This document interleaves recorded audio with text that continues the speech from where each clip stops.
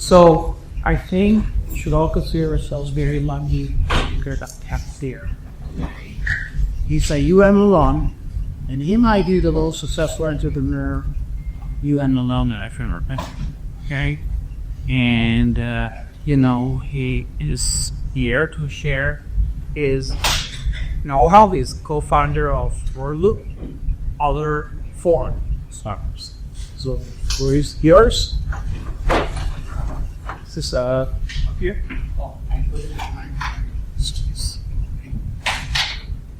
By the way,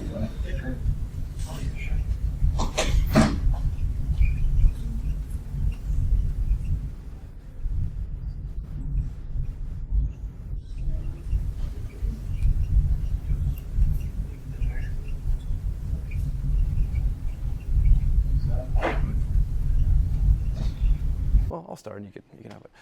All right, nice to meet everyone. My name is David. I originally from New York. I live in Miami 22 years now, and I was a UM alum, graduated 2009, also did a lot of marketing classes here, and I sort of am gonna take you through my journey after college, mistakes I made in college and after college, and what I wish I knew when I was your age.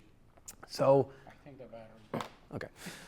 So I'm gonna start off with just high-level things about marketing in general. The professor told me that many of you are not in the business school. You're taking this class as part of some other curriculum. But what I will tell you is that marketing for me was the most important class that I ever took at UM that carried me through every journey and every company I did after college. Some of you probably want to start your own business. Some of you probably are not even thinking about that. But even if you're not thinking about starting your own business, maybe you're going to be a musician or an athlete or open your own medical practice, whatever it is, you need to learn how to market and sell your business. So what I encourage you to do is if you love marketing and you love what the professor is teaching you, get more into it. I fell in love with it during UM and I went all into marketing and that became my passion and my life and that took me where I was today. And there was a funny saying back in the day many years ago, if you build it, they will come. Just build a product, launch, do whatever you want. People will come. It's not the case anymore. The market is so saturated. If you market it, they will come. You have to be very good at marketing. And if you get very good at marketing, you can literally start any business and be successful in almost any business if you're good at marketing that business or yourself, your product or service. I have seen many companies have horrible products, but have great marketing and still be successful. And I've seen the opposite. I've seen many competitors of ours, many other products, have an amazing product, much better than our company, but have horrible marketing. No one knows about them, no one hears about them, so they end up just dying. So that's what I'll start off with. Clicker, I'll just go manually. Okay, that's fine. That's fine. So I won't cover too much on myself. I'll go over more of my journey. After college, I started numerous companies, multiple startups. So it says 5-time entrepreneur. Wow. Who cares? Most of those companies failed. But the whole point is that I'm going to try to teach you today is you will have many failures, but every single one is a learning experience as you go through life. So before I even really get started, how many of you have your own startup already or plan on having your own company one day? Okay, about half the room. Okay, cool. Not bad, half the room. So we'll get into that. This is my personal life, married, 3 kids, 3, 5, and 7, 2 girls, 1 boy, and I live in Sunny Isles right now. So these are some of the companies that I started, and I'll sort of walk you through my journey. For me as an entrepreneur, I always like starting companies based on my passions and my hobbies. So the first company I founded was actually in high school, and it was Aventura PC Repairs. I lived in Aventura. And at first, it started because I was good at fixing computers, which I'm sure most of you are. So my parents would call me, I need help with my printer, my internet's not working, I have a virus, and I'd fix family computers.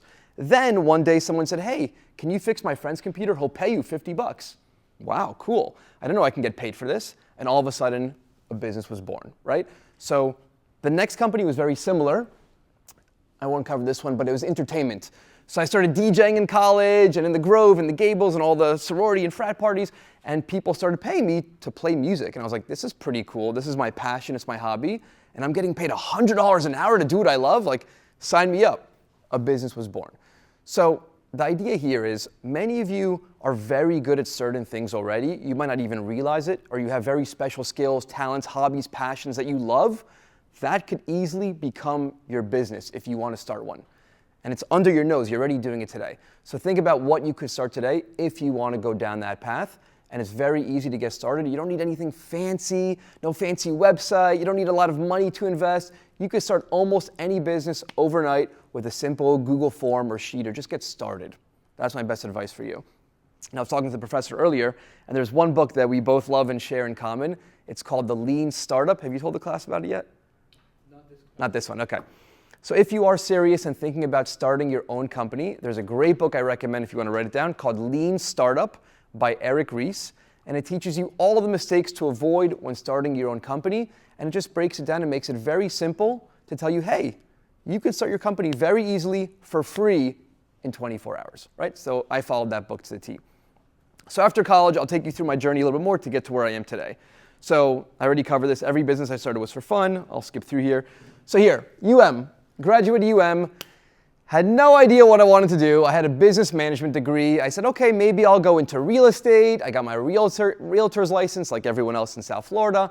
Got an internship, was learning, didn't love it. Then I got an opportunity to work at a startup company, a tech company. And I said, this is exactly where I want to be. I got lucky. And it made me realize this is what I want to do in life. I love computers. I love technology. And oh, wow, I could work at a software tech company. This is really cool. This is great. So that's sort of what I did right after college. I had my other two companies, the computer repair and the DJing, but that was on the side, nights and weekends. And I had a full-time job that I just fell in love with. So that was 2009. 2010, I found my job. I left that company to start my third company, which was the DJ entertainment business. And this is what I recommend for many people. If you want to start your own company one day, you don't know what you don't know, okay? What I mean by that is I was working full-time, learning so much that I was also applying to my side business at night, which was DJing events and stuff like that. I didn't know how to do marketing or SEO or Google Ads or any of this stuff that you're learning today. You know, you learn about it, but when you have real-world on-the-job experience, you're learning it and then applying it to your side business. So my best advice, if you do want to start a company after college, get real-world experience and apply what you're learning to your own company. That's exactly what I did. And then eventually my own company got big enough where I could leave my full-time job and go full-time with my own company. So that's exactly the method that I followed. Cool. That company ended up doing really well. We sold it, and then I partnered up with a partner that I found, started our fourth company, which was Practice Panther. It was a software for lawyers. Ended up going great. Sold that in 2018, okay, over a year. And then 2019 started the company that I'm with today called Doorloop. It's another software company for real estate. And that's interesting because in the beginning, my first 2 or 3 companies were my passions and hobbies. I loved, tennis. I loved music. I loved fixing computers. But then the last 2 companies were software companies. So I didn't love real estate or love lawyers, but I love software. I love technology. I love computers. So I sort of meshed that with what I was doing. Okay, so a lot of times people will say, follow your passion, do what you love, which is very good advice. But I didn't have a passion for real estate or legal, but I had a passion for computers and technology. So it was similar enough for me. Because if you don't do what you love or you're passionate about, every day is going to be miserable. You're not going to want to put in the long hours. But when you love what you do, it never feels like you're working. So many times in the beginning you're working, 5 a.m., 6 a.m., all-nighters, and it never feels like work. You love doing it. You're excited about doing it. And you'll never be able to get there if you're not passionate about what you're doing. Okay, so that word is thrown around a lot, but it's very, very true. And then currently my company now, we raised $130 million. We have 200 plus employees and growing. And now I'm just loving what I do. So that was sort of my journey. Now, on the surface, high level, it looks great. Wow, look, he started one company, successful, sold another one. It wasn't always like that, right? Many entrepreneurs don't tell you about their failures, their problems. We all have many of them. So there were many struggles throughout my journey. I failed many times, especially after college. I had no idea what I wanted to do after college. right? And it took me a few months to really figure it out and got down on myself and was depressed, even though I'm the most positive person you'll ever meet. But you'll find yourself. Things will eventually work out if you keep just following the path. And then I got my big break, and I told you that. So this is me and my partner at our first company. We were excited. This is like month one at his house. We're coding. We're building the app. It was so fun. And after a few years, this is us at midnight. Oh my God, the software's broken. You know, like this picture I think was like 11:37 at night, right? And this is just part of like the startup hustle. And then we got to a point, and having partners is very difficult. Very hard having a co-founder and a partner. You're fighting a lot, you disagree a lot, it's very, very hard. So this was a real email that I've actually never shown before. And you could read, this is an email that I sent to my partner, literally breaking up. We shouldn't do this together. So you can go ahead and read that. Right? And this is one of the biggest problems you have with partners. Because at that time, I wrote the email to him because I was putting in 15 hours a day into the business, and he was putting in a few hours a day, right? So I was like, hey, this isn't working. You know, I'm putting in too much time and effort. Let's just do this in the future. No problem. Cool. We almost gave up. But after I sent this email, he's like, no, I'm all in. Come on, let's do it. And then he started putting in more time, and then I started putting in less time. And then he sent me an email like this. But like, this is what it is. This is the startup's ups and downs, right? But one of the biggest lessons I could tell you is that we were persistent. We never gave up. And I'm so lucky we never gave up because this company ended up blowing up and doing amazing. But you never know. We almost gave up. So this is sort of what happened in my companies. Failure. Oh, I had some success. And then a failure again. So you never know. But every failure is a learning experience. And you keep growing and learning and getting better. And then once you unlock that formula, you know what to do and how to do it. You have the playbook, so to speak. It just gets easier and easier at that point. Now we can start a company, close our eyes, and we know what to do, right? And I don't know if I'm going to talk about it too much, but there's two things that I learned building my companies, in marketing specifically, that carried us and made us as big as we are today. Those two, number one was Google Ads, okay, so like pay-per-click marketing. You have to have some money, obviously, an investment to invest in Google Ads. And number two was SEO, blog posts and content marketing. SEO, all of you could do right now today. It's free. Open up a blog, start writing. There's obviously ways to do it that you have to learn, but that's one thing that made us very successful. And the second was Google Ads.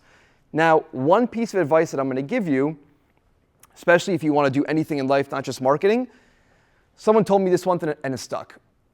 What can you be the top 5% in the world at? So for me, that was Google Ads and SEO. So I knew a lot about marketing, generalist, but then I was a specialist in Google Ads and SEO. And I consumed all the information I could on that to be the top 5% of the world, and that was my secret sauce, okay? And now, as the companies get bigger, our company, we are hiring experts and specialists just in Google Ads. We have one person, all they do is Google Ads. Another person, all they do is Facebook ads, Meta ads, right? And they are able to command higher salaries because they're an expert in that one thing. But also, if they and if you are driving revenue for the business, you're making the company more money, you are much more valuable. You can ask for more money. You could ask for a bigger salary. You can ask for more bonuses and commission and quota, okay? So the people that are making the most money at our company now are salespeople because they're making the business money, and the top marketers because they're making the business the most money, okay? So very important to keep in mind. Now, I already covered this, so I won't go over it. So I covered this also. This is interesting. When you think about it, there's 24 hours in a day, and I think of it as blocks of 8. There are 3 blocks of 8. 8 hours a day you're sleeping, 8 hours a day you're in school or you're working after school, and 8 hours a day is sort of free time. Do whatever you want, exercise, hang out with friends, watch a TV, whatever it is. But that was my time, those free 8 hours, to work on my side hustle and my business. So I had a full-time job for 8 hours a day, and then for probably 4 hours when I got home at night, I'd work on my side business. So to many of you, the advice I always give is after college, it's okay to get a full-time job and then start working on the side hustle until it becomes big enough. And that's exactly the formula that I followed. So I'm going to give you some advice now on things that I wish I did better in college. College is a great opportunity to find out your passion. take a lot of different courses. For example, you're in marketing now, maybe you'll take a business law course, maybe you'll say, wow, I love business law. Maybe I want to get a law degree. Maybe I want to be a lawyer. Maybe I just want to have a law degree to help me in business and in life, which is also great. So this is your chance to sort of see what classes really get you excited and where you do the best at, and maybe that will be your calling. Maybe that's where you go all in on. Okay, so pay very close attention to that. And number two, yeah, I already covered that. And number two, internships. My most successful friends out of college had internships throughout college. And they were learning, what do I like doing in life? One of them tried real estate. I don't like that. One of them tried a tech company. Oh, I love that. I'm going to go do that, right? But for me, I didn't have internships. That was a mistake I made. So when I left college, I was like, oh my gosh, what do I do now, right? And it's the worst because your family is going to be like, wow, congrats, you graduated. What are you doing now? I'm figuring it out. You know, it's the worst feeling. So when you're doing internships, you're figuring it out. Now is your chance to figure it out. And you can get internships during the school year. You can get them winter break, summer break. It's a great opportunity to figure it out. And I will tell you one more thing that my dad always taught me. Learning early on in your career is more important than earning. Learning is more important than earning. So to me, I had free internships. But it didn't matter that I wasn't making any money because I was getting experience, I was learning, and I was figuring out what I want to do in life. Okay, so don't be discouraged if it's a free internship. That's okay. And a lot of times, those will turn into paid internships, and a lot of times, those will turn into paid full-time jobs after school. Okay, so my most successful friends did this. Yeah, and covered that. And there's many ways to find internships. You have like the K Network now, you have there's so many websites. It's very, very, very easy. And you're also living in the generation now, you're very lucky, post-COVID, everything is remote. A lot of remote opportunities, a lot of hybrid opportunities. You can get internships and jobs anywhere in the world today. That wasn't the case for me. For me, it was only full-time, in office. Now the world has changed. You're very, very lucky on that. My second biggest mistake I made in college was I did not work on my own business idea. So we were talking about this over lunch. If you do want to start your own business and you do have an idea right now, this is your chance. There's no risk. Work on your business during your class projects. I understand you're working on a class project now. Eventually, you're going to have to do a SWOT analysis. You're going to have to make a business plan. Why not do it for your own business? And you never know, you'll enter into a business plan competition, you'll win, and next thing you know, you're starting your own company with $100,000 in funding, possibly, from winning one of these awards that you're given here at school.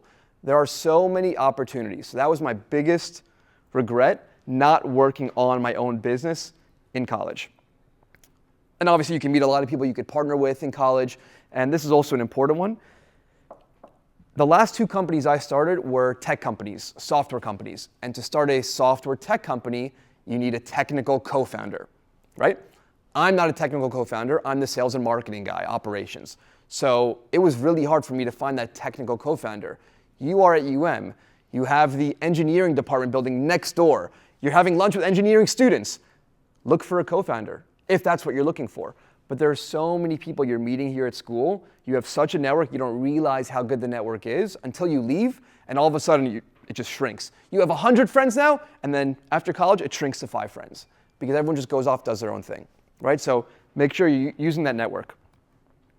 Okay, I only have 2 things here after college I'm going to tell you. So I graduated, didn't know what I wanted to do, and then this was the best advice I got, obviously, and I'll keep telling you this. Choose a job you love, and you will never work a day in your life, and it's so true, and there's very sad examples, and I have one called dentist here because I was at a dentist once, and a woman says, oh, what do you do? The secretary, and I said, oh, I have a computer repair business. Wow. And she saw me light up. You love it? I was like, I love it. I'm so happy. It's so fun. It's so cool. And she goes, wow, you're so lucky. You know, I'm 42 years old, and I hate what I do. I was like, oh my gosh, why are you telling me this, right? So like, that sucks. You know, life is so short today. You want to make the best of it and do what you love. If you're not happy, if you're miserable, working for someone else, a jerk, someone that you're not happy with, it's not worth it. Do what you love today. My wife is an attorney. She got the job of her life, the salary of her life, a 30% increase to switch jobs. It was the most money she ever made. We just got married. We could use the extra salary. And after a week, She said, I'm quitting this company. I said, are you out of your mind? This is the best money ever. I don't care. I'm miserable. I hate it here. I can't be here one more day. I said, okay, just keep the salary, find another job first. No, I'm quitting and I'm going to find another job. And it took her maybe a month or two to find a job, but that's how important it is to do something you love, because if I also have friends where companies throw money at them, please stay, but they're miserable.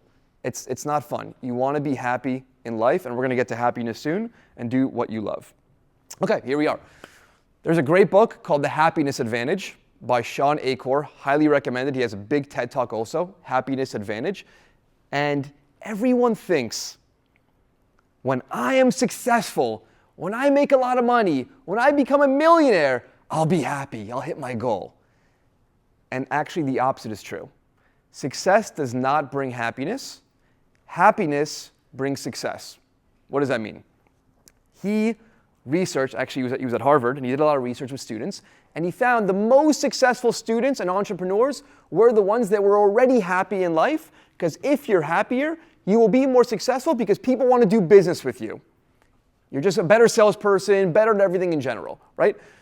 And the second thing, and I'll tell you from personal experience, I don't really share this story often, I had a big lifetime goal. When I hit 30, by the time I'm 30, I want to make this much money, right? And it was like a really crazy goal, right?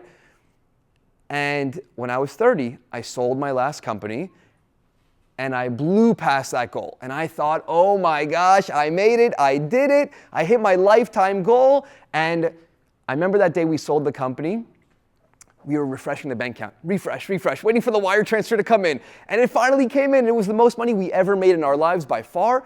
And I was like, wow, that day was probably one of the coolest, happiest days of my life. And the next day, I came right back to work, sat down at my desk, on my keyboard, and I was like, that's it? That's it? It was like empty, right? So my whole life I was like excited, this is my goal. When I get there, I'm gonna be the happiest person in the world. Sure, it lasted 24 hours and then went right back to normal. So I don't want you to think that if you hit this big goal, if you make this much money, you will be happier. It is not the case. Money does bring less stress, of course, so it does help with financial freedom, and if you're less stressed, you will be a little bit happier, but as you keep making more and more, it doesn't increase your happiness level that much. There are many other ways that I personally find happiness and fulfillment today by donating my time, donating my money, helping other organizations, mentoring students, giving back, learning, teaching. Those are things that make me happy. Having kids changed my life. Probably the biggest thing you could do for happiness in your life is have kids. So that was for me what did it. But being more successful does not equal being happier. So that's very important. And by the way, feel free to stop me anytime for any questions. We have plenty of time, so you don't need to wait till the end. Any questions until now? Cool. Okay, awesome. So I understand you're doing a marketing project now. So I have some ideas of things that helped us in marketing that maybe you could apply to your own projects. There's always two things we talk about in marketing: organic or free marketing and paid marketing. And obviously in the beginning, you're not going to have a lot of money to do paid marketing. You could always experiment with small budgets, but I'll cover both. Organic marketing. Referrals, word of mouth, that's all. Obviously, everyone does that first. It's your network, it's LinkedIn, social media. Always do this. Networking and events. There are plenty of events out there online that you can go to meetup.com. There are endless events if you want to join, and you could find business from them. Social media, obviously, I don't need to tell you about that. SEO, we talked about that. Who knows what SEO stands for? Search engine optimization, good. What does that mean? You know? You show up on the top results when keywords are typed in. Exactly. When you type in keywords into Google or Bing or any other search, website, you show up on top. This is very big and very hard and getting way more competitive today with AI, because it's all about just dumping content, good, high quality content online. This is what made us half our business and half our revenue and half our leads and customers came from SEO, content marketing. So this is one of the big ones for us, content marketing. Okay? I won't cover this. Social media, you already know. You post on your own accounts, engage with others. Influencer marketing is very big today, obviously. The problem with influencer marketing, it's very expensive. We've tried doing it our business, And people with 5,000 followers, right, like a micro influencer, oh, I want 10,000 per post. I'm like, you're out of your mind. So and you're going to probably learn that very soon. And if they have 100,000 followers, forget it. It's like out of the ballpark. So it's very expensive to do influencer marketing. And the one mistake I see people make, I've seen a lot of business plans, a lot of pitches lately, and they have a marketing slide. What's your marketing plan? Influencer marketing, that's it. That's all they put on their slide. Now, that's definitely one strategy, but in marketing, you've got to try everything. There are so many tactics and strategies you have to try. So just like in the project you're working on now, I encourage you not to have one strategy because chances are that one is going to fail. You need to try 10, 20, 30 different things. Every time I started my business, I had a business plan and a marketing plan. The marketing plan probably had over 120 ideas that we were just going to continue testing over the years. And my philosophy is something called A/B testing. Anyone know what that is? A/B testing? No? Okay, good. We're going to do digital marketing in about 3 weeks. In 3 weeks, all right, so you're going to learn this. Okay. A/B testing. What are you teaching these guys? I'm warming them up. So I love to just throw things at the wall and see what sticks, right? Throw darts on a board and what lands. A/B testing means I'm trying one thing, version A, and I'm trying another thing, version B, and I'm seeing which version works better.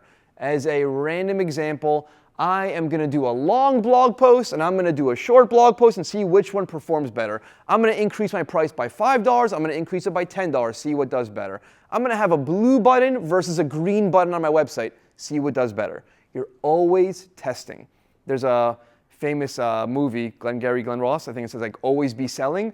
For me in marketing, it's always be testing. Always be testing, ABT, always test everything. And that's very important also when you have co-founders and partners. I think we should do this. My partner thinks we should do this. Let's A/B test it. See who wins. The data always wins, right? So in business, you always want to make data-driven decisions. And that's the biggest warning I have. I think it's coming up, but I'll talk about it now. In social media. I see everyone starting their business, doing their marketing, and all they're doing is they're putting all their time into social media. They're posting, they're liking, they're commenting, engaging, and they tell me, wow, David, I have 400 followers, wow. And I said, wow, that's amazing. How many sales did you make? None. So why are you spending 10 hours a day on social media? Because I'm growing my brand.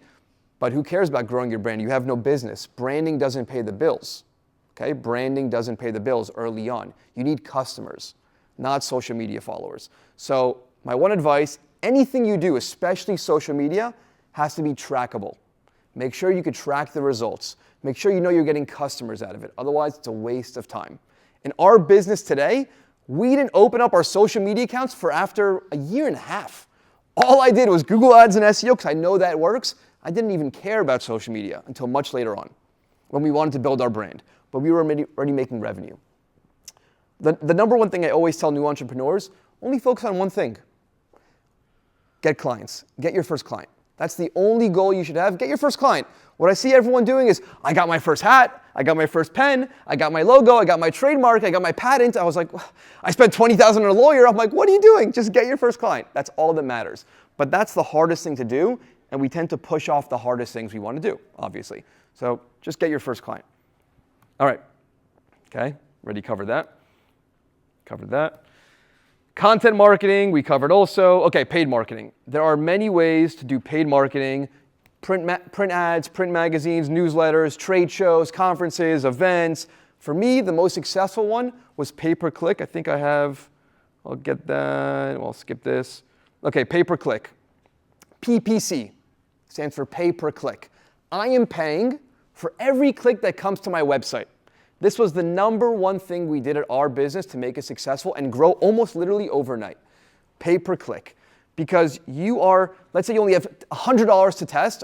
A lot of times they give you $100 free. Just come and try it, right? And if I can get a click at $1 a click, I can get 100 clicks to my website. So 100 clicks, and I could see, did I get any leads? Anyone fill out a contact form? Did anyone add something to their cart? Did anyone purchase any products? Did I get any customers out of it? But within 24 hours, you can test to see if it makes you money and brings you business. So this is also something that you could scale and grow exponentially. So at us, we started with a $200 free coupon, and it worked. We said, wow, we spent 200, we made 200 back. Let's try 400 next month. Let's double. We made 400 back. Let's try 1,000. We made 1,000 back. And we just kept doubling and doubling and doubling. Last month, we spent $1.2 million on Google Ads in a month because it keeps working for us. And we keep growing until we hit that ceiling, and there will be a point, but at that point, who cares, right? So that's the cool part about marketing. When you find something that works, you could pour gas in the fire and grow it exponentially. The other problem I see people do, they find something that works. Wow, I got my first 3 clients. Wow, how'd you get it? Oh, I went to this networking event. Amazing. Okay, now what? Oh, now I'm going to do this and I'm going to do that. I was like, why? The networking events worked. Do more networking events. Go all in. But it's easy to get distracted by all the fancy things out there, all the different things we want to do. So my message to you is focus. In life, focus. There's the 80-20 rule, Pareto principle, which says 20% of the things you do will bring you 80% of the results. Just focus on 1 or 2 things that bring all the results. That's what we did, okay?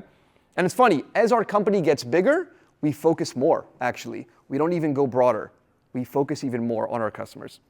All right, so I'll fly through this. All right, if you want to take a picture of this, this is just like a dump of not everything, but a big, extensive list of things that you could do for your marketing plans. And this is majority of what we do at our company right now. And what we did was we started from the top of the list. Google Ads first. Wow, that worked. Keep going, keep going, keep going. Oh, $1 million a month we maxed out. Okay, what's next? Next is Meta Ads. Keep going, keep going, keep going. Then LinkedIn, then this. You just keep going down the list. The left list is paid. The right list is free. Right? Webinars, podcasts, a lot of things you could do, networking events, SEO, blog posts. So you don't need to have a lot of money to start and grow a business. And in fact, I almost prefer when companies don't raise money in the beginning because it makes them scrappy and it makes them do everything on the right first. Because once you raise a lot of money, you don't even think about the things on the right. You just try to spend the money. Okay? All right. Do we have time? Any questions? Okay, cool. So this is the second part of the class where I was thinking to myself, what would I have wanted to know at your age in your shoes? And I came up with a few life lessons that I wish I would have known at your age. Number 1, in business, I already covered this. Learning is more important than earning. Number 2, I already covered this. Be the top 5% in the world at something. What can you do best? Number 3, this one was a big one for me, and we spoke about this recently. In college, I hated reading books. I hated reading textbooks. I was never into it. But after I graduated, I started consuming content on social media, on YouTube. I started reading books. And you have no idea how much good advice is out there online and in books. You have no idea. I'm reading some of these books. I'm like, oh my gosh, they're literally giving me the secrets to success. It's crazy. Everything I have learned has been from books and consuming business content online and applying it. It's one thing just to read about it and learn, but then also don't forget to apply it to whatever you're doing in life, okay? And today you're lucky, you can consume content in any form, in any channel, it doesn't really matter, but consume and apply it. Number 2, be curious. I have seen people be more successful when they're curious versus people that are smarter, have higher IQs. It doesn't really matter because if you're curious on something, you have a passion, you're going to go all in. You're going to learn everything you ever want about that curiosity, and that might make you top 5% in the world if you're curious.